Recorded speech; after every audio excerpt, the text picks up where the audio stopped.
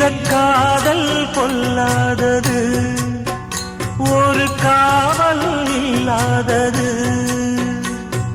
ஊதக்காத்தில் வஞ்சி மாது ஒத்தையிலே வாடும் போது போர்வை போல பொத்தி அணைப்பே.